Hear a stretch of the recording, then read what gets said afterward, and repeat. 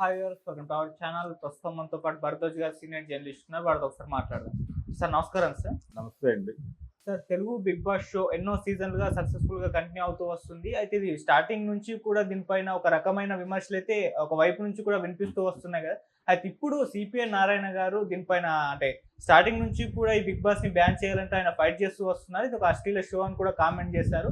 ఈ నేపథ్యంలోనే కోర్టుకు వెళ్లారు. కోర్టు కూడా ఇప్పుడు నాగార్జున గారికి అండ్ షో నిర్వాహకులకు కూడా నోటీసులు అయితే పంపించింది సార్. మరి ఏం జరిగే అవకాశం ఉంది? ఈ షోని ఏమన్నా బ్యాన్ చేస్తారా సార్? బ్యాన్ చేయటం అనేది ఏం జరగదండి. ఉమ్, అయితే కొన్ని సందేహాలు వ్యక్తం చేయటం జరిగింది వీళ్ళు కోర్టు సమక్షంలో. ఉమ్, వాటికి సంబంధించిన క్లారిఫికేషన్స్ అడుగుతారు. తర్వాత వీరికి వివరించి చెప్తారు. ఓకే. అలా ఒక ఒక ప్రొసీజర్లో వెళుతుంది అది. సరే, కోర్టుకు ఆశ్రయించాడు, ఆయన ఆనందపడ్డాడు నోటీసులు ఇచ్చినందుకు అవతల వాళ్ళకి. అయిపోయింది. కానీ చాలా మౌలికమైనటువంటి సమస్యలు ఉన్నాయి ఆయన ఆర్గ్యుమెంట్లోనే. అంటే భారతీయ కుటుంబ వ్యవస్థ ఉన్నతి, దాని గొప్పతనం గురించి ప్రపంచం అంతా పొగుడుతున్నటువంటి సంస్కృతి మంది అని మాట్లాడుతున్నాడు ఆయన.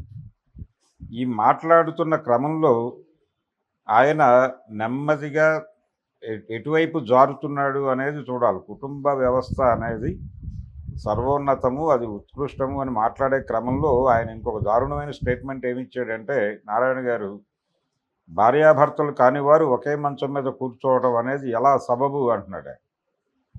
ఈ శీల పరిరక్షణ కార్యక్రమం అవసరమా అనేది నా ఉద్దేశం.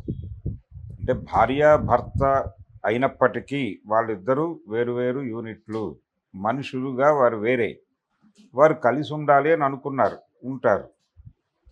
వాళ్ళ మధ్య ఎప్పుడు ఏ సమస్య వచ్చినా వాళ్ళు విడిపోతారు. కానీ రెగ్యులర్గా మానిటరింగ్ ప్రోగ్రామ్, ఒక ధర్మము అనే పేరుతోనో లేకపోతే మరొక పేరుతోనో వాళ్ళ మీద మానిటరింగ్ పెట్టడం. ఈ అమ్మాయి ఏ మంచం మీద కూర్చుంటుందా, మంచం మీద ఇంకెవరు కూర్చున్నారు, అసలు ఈ ప్రోగ్రాం ఎందుకు ఈయనకి? ఇది అనవసరమైనటువంటి కార్యక్రమాలు భుజాన వేసుకుంటున్నాడు ఈయన. ధార్మిక వ్యవహారాలు, నైతిక వ్యవహారాలు భుజాన వేసుకుంటున్నాడు. వ్యక్తి స్వేచ్ఛకి, పర్సనల్ లైఫ్కి సంబంధించిన వ్యవహారం అది. అసలు బిగ్ బాస్ షో గురించి మాట్లాడాల్సింది ఇది కాదు. ఆయన ఒక కమ్యూనిస్టుగా ఆయన మాట్లాడాల్సింది బిగ్ బాస్ షో గురించి ఈ లైంగిక, నైతిక, ధార్మిక వ్యవహారాలు కాదు. బిగ్ బాస్ షో అనేటువంటిది ప్రస్తుతం జరుగుతున్నటువంటి ప్రపంచంలో జరుగుతున్నటువంటి దానికి ఒక మినియేచర్ మాత్రమే. ప్రపంచం అంతా కూడా విజిలెన్స్లో ఉంది. ప్రతి ఒక్కరి కార్యక్రమము బిగ్ బాస్ వాచ్ చేస్తున్నాడు. బిగ్ బాస్ ఎవరు అనేది అందరికీ తెలుసు. స్టేటు తన రాజ్యంలో నడుస్తున్నటువంటి ప్రతి వ్యవహారం మీద మానిటరింగ్ పెట్టింది. చాలా కాన్షియస్గా ప్రతి ఒక్కరి కదలికల్ని గమనిస్తోంది. ప్రతి ఒక్కరికి జేబులోనూ ఫోన్ పెట్టడం ద్వారా, దానిలోకి జియో వేయటం ద్వారా వాళ్ళని తమ కంట్రోల్లోకి తీసుకుంటోంది. వాళ్ళ రోజువారీ కార్యక్రమాలు వాళ్ళ యాప్ల ద్వారా ప్రతి నెంబర్ పేరుతోనూ ఒక ఫోల్డర్ తయారైంది. అక్కడ సూపర్ కంప్యూటర్లలో ప్రతి నెంబర్కి ఒక ఫోల్డర్ ఉంది. ఆ నెంబర్ ఏ యాప్స్తో అనుసంధానమై ఉందో ఆ యాప్స్లో జరుగుతున్నటువంటి యాక్టివిటీస్ అన్నీ అక్కడ డంప్ అవుతాయి ఆటోమేటిక్గా. ఈ నెంబర్ కలిగిన వ్యక్తి గురించి తెలుసుకోవాలి అనుకున్నప్పుడు ఆ నెంబర్ తెరిచి వాడి యాక్టివిటీ బట్టి వాడి జీవితాన్ని అంచనా కట్టి వాడి మీద ఒక నిర్ణయం తీసుకునే లెవెల్కి ఇంటెలిజెన్స్ వెళ్ళిపోయింది. అడ్వాన్స్ అయిపోయి మన మూమెంట్స్, మన కదలికలు, మనం డబ్బులు ఎవరికి ఇస్తున్నాం, ఎవరి దగ్గర నుంచి డబ్బులు తీసుకుంటున్నాం, మొత్తం తెలిసిపోతోంది ప్రభుత్వాలకి, స్టేట్కి. గతంలో ఈ ఇరానీ కేఫుల్లోనూ లేకపోతే అరుగుల మీద కూర్చుని మాట్లాడుకునేవాళ్ళు. ఆ మాటలు తెలిసేవి కాదు వాళ్ళకి. మీటింగ్స్లో ఇంటెలిజెన్స్ వాళ్ళు వచ్చి కూర్చుని రిపోర్టులు రాసుకునేవాళ్ళు మాన్యువల్గా. ప్రజలు ఏం ఆలోచిస్తున్నారు అని తెలుసుకోవటానికి మనకి రాముల వారి రాజ్యంలో వేగులు ఉండేవారు. సీతమ్మ వారి గురించి ఎవరో ఒక వ్యక్తి, తిప్పడు అనేటువంటి వ్యక్తి ఏదో నెగిటివ్ కామెంట్ చేశాడనే విషయం ఒక వేగు వచ్చి రాముల వారికి నివేదిస్తే వారెళ్ళి మంత్రివర్గ సమావేశం పెట్టి అక్కడ బాధపడతాడు. ఇప్పుడు పరిస్థితి అది కాదు. ఇప్పుడు సోషల్ మీడియా అనేటువంటి ఒక నెట్వర్క్ పెట్టేసి ప్రజలందరినీ దానిలో భాగస్వాములు చేసి రకరకాల పేర్లతో సోషల్ మీడియాలో యాప్స్ క్రియేట్ అవుతున్నాయి. ఈ యాప్స్లోకి అందరినీ ఇన్వాల్వ్ చేస్తున్నారు. ఫ్రెండ్షిప్ యాప్స్ వస్తున్నాయి.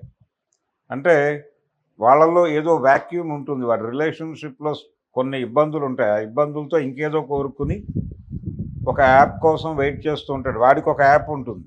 ప్రతి బిహేవియర్‌కి ఒక గ్రూపింగ్ అనేది జరుగుతోంది. ఆ గ్రూప్‌లోకి వచ్చేస్తున్నారు వాళ్ళు ఆటోమేటిక్‌గా. వాడు ఏ ఫేస్‌బుక్‌లోనే ఉంటే ఇది వస్తుంది అక్కడ. వచ్చినప్పుడు వీడు అట్రాక్ట్ అయ్యి దానిలోకి వచ్చేస్తాడు. వాడి అవలక్షణాలన్నీ అక్కడ క్యారీ అయిపోతూ ఉంటాయి. ఇలా ప్రతి ఒక్కడిని టోటల్ మానిటర్ చేసి వాడిలో ఉన్నటువంటి అన్నీ తెలుసుకోవటానికి రకరకాల ప్రయత్నాలు జరిగిపోతున్నాయి. దానికి మినియేచరే ఈ బిగ్ బాస్.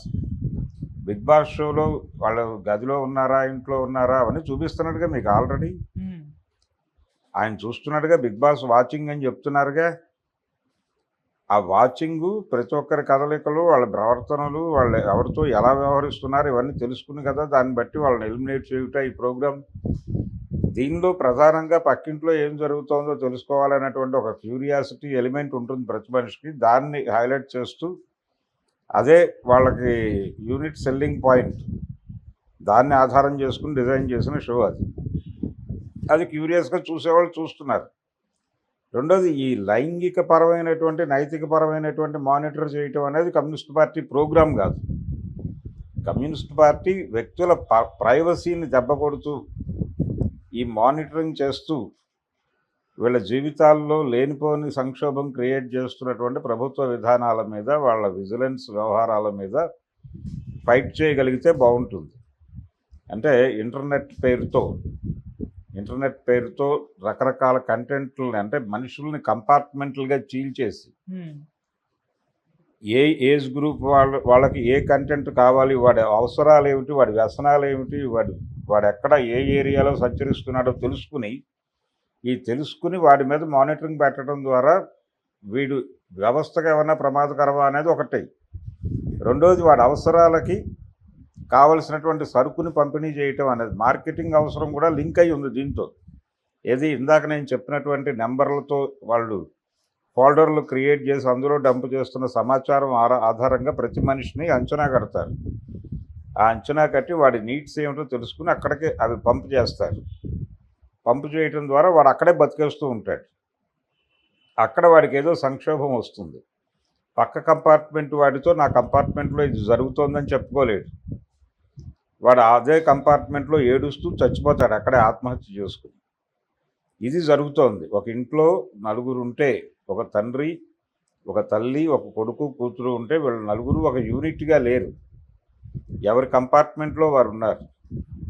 ఆ కంపార్ట్మెంట్ సంక్షోభాన్ని పక్క కంపార్ట్మెంట్తో పంచుకోవడానికి ఎవరూ సిద్ధంగా లేరు. వాళ్ళలో ఆ కంపార్ట్మెంట్లో ఏదైనా సమస్య వస్తే చచ్చిపోతున్నారు. ఆత్మహత్యలు పెరిగిపోయినాయి సమాజంలో. దీన్ని కదా అడ్రస్ చేయాల్సింది మీరు కమ్యూనిస్ట్ పార్టీలుగా.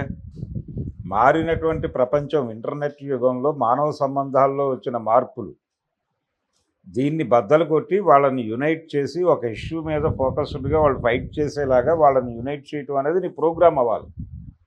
అది మానేసి ఈ మానిటరింగ్ ఎందుకు నీకు, ఈ లైంగిక పరమైనటువంటి ధార్మిక విషయాల గోల ఎందుకు? అవి చూసుకోవడానికి ఎలాగూ సనాతన స్వాములు ఉన్నారు. లేకపోతే పవన్ కళ్యాణ్ గారు ఉన్నారు అక్కడ, సనాతన ధర్మ పరిరక్షకుడు. ఒకే మంచం మీద భార్యాభర్తలు కానివారు కూర్చున్నారు అని పవన్ కళ్యాణ్ బాధపడితే మనం అర్థం చేసుకోగలం. ఒక కమ్యూనిస్ట్ పార్టీ నాయకుడు ఒక మంచం మీద భార్యాభర్తలు కానివారు కూర్చుంటే ఆయన బాధపడితే ఆయన చూసి జాలిపడటం తప్ప చేయగలిగింది ఏమీ ఉండదు. అందుకని నారాయణ గారు ఆయన వయసు పెరగటం చేత నెమ్మదిగా ధార్మిక కోణం వైపు వెళ్ళిపోతున్నాడు. ఆయన్ని కమ్యూనిస్ట్ పార్టీ అనడం కన్నా కూడా సిపిఐ కాషాయం అనడం బెటర్. అంటే సిపిఐ హిందుత్వగా ఏమన్నా మారిపోయిందా, సిపిఐ సనాతన ధర్మంగా ఏమైనా మారిపోయిందా అనేది సందేహం. వర్గ పోరాటాలు ఎలా చేస్తారు వీళ్ళు? ఇలాంటి భావజాలం మనసులో నింపేసుకుని వీళ్ళు ప్రజల్ని ఎలా గైడ్ చేస్తారు? ప్రజల్లో వచ్చిన కొత్త వైరుధ్యాలను అర్థం చేసుకోవాలి కదా వీళ్ళు. నేను మళ్ళీ స్పష్టంగా చెప్తున్నా, చాలా క్లియర్గా మానవ సమాజం చాలా సంక్లిష్టంగా మారిపోయింది. ఇంటర్నెట్ వచ్చాక జీవితాల్లోకి చాలా గందరగోళం ప్రవేశించింది. మానవ సంబంధాలన్నీ గందరగోళం అయిపోయినాయి. ఆ ఏరియాలో ప్రత్యేకంగా అధ్యయనం చేసి ఈ కొత్త వైరుధ్యాలను అర్థం చేసుకుని వాటిని ఎలా పరిష్కరించాలి అనే దాని మీద దృష్టి పెట్టాలి. అది మానేసి తోక వెంబడి నారాయణ అన్న పద్ధతిలో వెళ్ళిపోతున్నాడు ఆయన. అవతల వాళ్ళు వేసినటువంటి వలలో పడిపోయి వెళ్ళిపోతున్నాడు. ఇది తప్పు. డ్రగ్ కల్చర్ ఎలా ఉంది ప్రపంచంలో? ఈ డ్రగ్ కల్చర్ని ప్రమోట్ చేస్తున్నది ఎవరు? కేవలం సినిమా వాళ్ళు లేకపోతే కాలేజీ స్టూడెంట్సే డ్రగ్ తీసుకుంటారు, మిగిలిన వాళ్ళు ఎవరు డ్రగ్ ముట్టుకోరు అనేటువంటి నెరేటివ్ నేపథ్యంలో జరుగుతున్నటువంటి దారుణాలు ఏమిటి? డ్రగ్ సరఫరాలో కేవలం అంటే డ్రగ్స్ అనేవి నైజీరియన్స్ మాత్రమే సరఫరా చేస్తారు అనేటువంటి ఒక నెరేటివ్ని కూడా కల్పించారు. కానీ ఇక్కడ రాజకీయ పార్టీల ప్రమేయం లేకుండా డ్రగ్ సరఫరా జరగటం లేదు అనేది చాలా సుస్పష్టం. ఆ ఏరియాలో పనిచేసి వాళ్ళు ఎవరో వెలికి తీయండి కమ్యూనిస్ట్ పార్టీగా, అప్పుడు ప్రజలు మిమ్మల్ని భుజాలకు ఎత్తుకుంటారు. ఇలాంటివి అనేకం ఉన్నాయి, ఇంకా పట్టించుకుని వీళ్ళు ఫైట్ చేయాల్సినటువంటి అంశాలు. మార్కెట్ ఎకానమీ జీవితాల్లోకి తీసుకొచ్చినటువంటి సంక్షోభాలను పట్టించుకోండి. కార్పొరేట్ స్కూళ్ల పేరుతో జరుగుతున్న దోపిడీని పట్టించుకోండి. ప్రభుత్వం రాజ్యాంగాన్ని చంపేసి కార్పొరేట్లకు ప్రజల్ని కట్టబెట్టి చంపించేస్తున్నటువంటి విధానం చూడండి. అభివృద్ధి పేరుతో జనాల్ని చంపేస్తున్న దాన్ని అర్థం చేసుకొని ఆ ఏరియాలో పనిచేయండి. అది మానేసి ఈ లైంగిక ధార్మిక గొడవల గురించి ప్రకటనలు ఇచ్చి బిగ్ బాస్ మీద కోర్టులో కేసులు వేయడానికి ఇంకా 100 విషయాలు ఉన్నాయి, చాలా ఇంపార్టెంట్ విషయాలు. దాన్ని పట్టించుకోకుండా ఈ గొడవ ఏంటి, బిగ్ బాస్ షో గురించి ఈయనకెందుకు? అది చాలా క్లియర్గా బిగ్ బాస్ అనేటువంటిది ఒక డిజైన్డ్ ప్రోగ్రామ్. అది ఈ రోజున నాగార్జున గారు డిజైన్ చేసింది కాదు, అది అంతర్జాతీయంగా చాలా దానిలో ప్రపంచం అంతా కంట్రోల్లో ఉంది. బిగ్ బాస్ వాచ్ చేస్తున్నాడు అనేటువంటి ఐడియాలోంచి పుట్టినటువంటి షో అది. దాన్ని పబ్లిక్ క్యూరియాసిటీస్తో లింక్ చేయడం ద్వారా దాన్ని సక్సెస్ఫుల్గా నడుపుతున్నారు వాళ్ళు. అన్ని భాషల్లోనూ నడుస్తోంది. ఆంగ్లంలో మొదలై నెమ్మదిగా అన్ని దేశాలలోనూ ప్రాంతీయ భాషల్లోకి తర్జుమా అయిపోయి నడిచిపోతోంది. దాని మీద కొంత ఎంప్లాయ్మెంట్ జనరేట్ అవుతోంది, వాళ్ళు ఏదో బతుకుతున్నారు ఆ డబ్బులతో. వాళ్ళ జీవితాల్లోకి ఎందుకు మీరు రాయేయాలి వెళ్ళి? మీరు పట్టించుకోదలుచుకుంటే అనేక విషయాలు ఉన్నాయి, కూర్చుని మాట్లాడుకుందాం, పట్టించుకుందాం, చేద్దాం. వాటిని వదిలిపెట్టేసి ఇదేదో పెద్ద జాతీయ గొడవలాగా వర్గ పోరాటంలాగా ఆయన నాగార్జున మీద వర్గ పోరాటం చేస్తే అలాగా ఏమన్నా ఓపికంటే భారత ప్రభుత్వం అడవుల నుంచి ఆదివాసీలను ఖాళీ చేయించడానికి జరుపుతున్నటువంటి నరమేధం గురించి మాట్లాడుకుందాం, దాని మీద ఫైట్ చేద్దాం. ఇలాంటివి 100 ఉన్నాయి. అలాగే ఏదో ఒక ప్రాంతంలో అభివృద్ధి అనే పేరుతో ఏదో ఒక ప్రాజెక్ట్ తీసుకొచ్చి దాని కింద నిర్వాసితులను చేసి చాలామందిని వీధుల్లోకి గెంటేస్తున్నారు. ఎందుకు? ఆంధ్రప్రదేశ్లో జరుగుతున్నటువంటి ల్యాండ్ పూలింగా లేకపోతే పుల్లింగా? ఆ ల్యాండ్ పూలింగ్ పేరుతో ఆయన 40,000 ఎకరాలు పీల్చడానికి రెడీ అయిపోయాడు. వాళ్ళకి 20 కోట్లు వస్తుంది, మీ భూమి రేటుకి ఎకరం 20 కోట్లకు పెరిగిపోద్దని భ్రమలు కల్పిస్తున్నాడు. అక్కడ భూములు ఏమైపోతున్నారు? ఈ ల్యాండ్ బ్యాంక్ పెంచుకుంటున్నటువంటి ప్రభుత్వాలు ఈ భూములన్నీ ఏం చేస్తాయి? కార్పొరేట్లకు కట్టబడతాయి. కార్పొరేట్లకు కట్టబెట్టడానికి ప్రజల నుంచి భూములు లాగేసుకుంటున్నటువంటి ప్రభుత్వ విధానాలకు వ్యతిరేకంగా పోట్లాడండి. ఇల్లు లేని పేదలకు ఇల్లు ఇప్పించడానికి పోరాటాలు చేయండి, భూ పోరాటాలు చేయండి. ల్యాండ్ అంటే దున్నుకోవడానికి పొలం లేని వాడి కోసం దున్నేవాడికి భూమి పోరాటాలు చేయండి. అవన్నీ మానిపడేసి ఈ బిగ్ బాస్ షో మీద కేసులు వేసుకుంటాను, ఇంకొకటి వేసుకుంటాను, పైగా సాంప్రదాయం, భారతీయ వివాహ వ్యవస్థ, కుటుంబ వ్యవస్థ అని ఈ పదాల చాలా అన్వాంటెడ్ వ్యవహారం అంతా నాన్సెన్స్ మాట్లాడుతున్నాడు ఆయన చాలా స్పష్టంగా. ఆయన మాట్లాడుతున్న మాటల్లో ఎక్కడా కూడా నాకు ఆయన ఒక కమ్యూనిస్ట్ పార్టీ నాయకుడిగా కనిపించట్లేదు. చాలా క్లియర్గా ఆయన ఒక ధార్మిక మనిషిగా కనిపిస్తున్నాడు. అంచేత నారాయణ గారు కొంచెం ధార్మికతను తగ్గించుకుని కమ్యూనిస్టు స్పిరిట్ని పెంచుకొని కొంచెం ప్రపంచాన్ని అర్థం చేసుకుని నడుచుకుంటే బాగుంటుంది. నేను ఇప్పుడు నారాయణ గారి మీద నెగిటివ్గా మాట్లాడాను కాబట్టి బిగ్ బాస్ షోని సమర్థిస్తున్నట్టు కాదు. దాని మీద నాకుండే అభ్యంతరాలు నాకున్నాయి, ఇది కాదు, ఈయనకున్న అభ్యంతరాలు కాదు. మీకేం అభ్యంతరాలు ఉన్నాయి సార్? నేను ఇందాకే చెప్పాను, అదొక దాని నుంచి అర్థం చేసుకోవాల్సి ఉంది, దాని నుంచి ప్రపంచాన్ని అర్థం చేసుకోవాల్సిన విషయం చాలా ఉంది.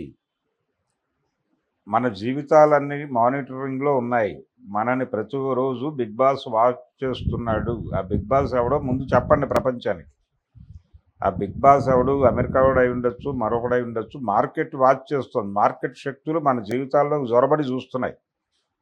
నువ్వు ఒక రోజు తెలియకుండా అనుకోకుండా ఒక ₹50 ఎక్కడో ఖర్చు పెడతావు. మీకు ఆర్టిఫిషియల్ ఇంటెలిజెన్స్ ద్వారా ఆల్రెడీ మీ దీనిలో వచ్చేస్తాయి. మీరు సెర్చ్లో, ఓకే. గూగుల్ సెర్చ్లో మీరు ఏదన్నా గూగుల్తో ఇంకొక సిస్టమ్ వేరే ఊళ్ళో ఒక సిస్టమ్తో లాగిన్ అయినా మీకు ఇమ్మీడియట్గా మీ ఇష్టాలు ఏమిటి, మీవేమిటి అనేది వచ్చేస్తుంది దానిలో. అవును. మీరు 100 సిస్టమ్స్లో సెర్చ్ చేసింది ప్రతి సిస్టంలోనూ వస్తుంది. ఓకే. మీరు కూర్చుని వెళ్ళాక దాని మీద నొక్కితే మీ కథ ఏంటో అక్కడ కూర్చున్నవాడికి తెలిసిపోతుంది. అవును. ఇంత ఓపెన్గా బట్టలు ఉడదీసి ప్రపంచాన్ని చూస్తున్నాడు వాడు. ప్రైవసీ పోయింది, పర్సనల్ ప్రైవసీ అనేది పోయింది అందరికీ. దాని మీద మాట్లాడు నువ్వు. దాన్ని మాట్లాడటానికి బిగ్ బాస్ షోని వేదిక చేసుకో. బిగ్ బాస్ని చూపించి దాని వెనకాల ఉన్నటువంటి అసలు దొంగ ఎవడు అనేది కనిపెట్టి వాడి గురించి మాట్లాడు. అది మానేసి ఇక్కడ లైంగిక గొడవలు ఎందుకు మనకి? ఆ షోలో ఆ గదిలో వాళ్ళు ఏడిస్తే నీకేలా గోల? సుప్రీంకోర్టు చాలా పద్ధతిగా వ్యవహరించింది కదా. ఇద్దరు వయోజనులు వారిద్దరు ఇష్టపూర్వకముగా కలిసి ఉన్న ఎడల దాన్ని తప్పుపట్టవలసినటువంటి అవసరము లేదు అని సుప్రీంకోర్టు చాలా స్పష్టంగా ఒక జడ్జిమెంట్ ఇచ్చింది కదా ఈ మధ్య కాలంలోనే. కనీసం అంత డెమోక్రటిక్గా అయినా మనం ఆలోచించబోతే అలాగే కమ్యూనిస్టులు అయి ఉండి. అందుకని ప్రజాస్వామిక దృక్పథం పెంచుకోండి. ప్రజాస్వామ్యం స్పిరిట్ని, కాన్స్టిట్యూషన్లో ఉన్నటువంటి స్పిరిట్ని ఎలా చంపేస్తున్నాయి ప్రభుత్వాలు అనే దాని మీద దృష్టి పెట్టి పోరాటం చేయగలిగితే చేయండి. లేదంటే కంపెనీ షట్ డౌన్ చేసేసి ఆగిపోండి. అనవసరంగా ఈ ధార్మిక వ్యవహారాలు చూసుకోవడానికి ఆల్రెడీ సనాతన ధర్మకారులు చాలామంది ఉన్నారు. వాళ్ళు చూసుకుంటారు. పవన్ కళ్యాణ్ లేకపోతే మరొకరు బండి సంజయ్ గారు వారు మాట్లాడితే నేను అర్థం చేసుకునేవాడిని. ఓకే. బండి సంజయ్, పవన్ కళ్యాణ్ లాంటి వాళ్ళు ఇవ్వదగ్గ స్టేట్మెంట్ అది. ఏది నాకు బాగా మండింది ఎక్కడంటే, భార్యాభర్తలు కాని వారు ఒకే మంచం మీద ఎలా కూర్చుంటారని నేను అడుగుతాడేంటి? ఇప్పుడు ఒక గదిలో ఒక మంచం ఉంటుందండి, అది భార్యాభర్తలే వాడతారు రాత్రిపూట. అనుకోకుండా ఆ ఇంటికి ఒక అన్న వస్తాడు, ఆయన దాని మీద కూర్చుని భోజనం చేస్తాడు. దాన్ని తప్పని నువ్వెలా అంటావు? తప్పు కదా. అసలు ఆర్గ్యుమెంట్లోకి వెళ్ళటంలోనే దారుణాలు ఉన్నాయి. నీ బుర్రలో నువ్వు ఇంకేదో సంబంధము, అక్రమ సంబంధము ఇవన్నీ ఆలోచించేస్తున్నావు నువ్వు నీకు తెలియకుండానే. ఒకవేళ ఒక మనిషితో వాడు భర్తే అయి ఉండొచ్చు, వాడితో తనకి బాలేదు జీవితం అనుకున్నప్పుడు వేరే రిలేషన్లోకి ఎంటర్ అయిన వాళ్ళని డెమోక్రటిక్గా అర్థం చేసుకుని, బాబు నీ వలన ఆ అమ్మాయికి ఇబ్బంది ఉంది అందుకని వెళ్ళిపోయింది, అందుకని వదిలిపెట్టేసి నీ జీవితం నువ్వు కొనసాగించు, ఆవిడ జీవితం ఆవిడ కొనసాగిస్తుందని చెప్పేంతగా నువ్వు ఉండాలి కదా. నువ్వేమో పూర్తి సాంప్రదాయవాదిగా మాట్లాడేస్తే అలాంటి పంచాయతీలు మీ ఆఫీస్కి వస్తే మీరు ఎలాంటి సెటిల్మెంట్లు చెప్తారు? నువ్వు తాళి కట్టించుకున్నావు కాబట్టి బుద్ధిగా కాపురం చేయి వాడితో అని చెప్పేస్తే ఏంటి పరిస్థితి? మీ ధోరణి అలా కనిపిస్తోంది నాకు. అందుకని ఇది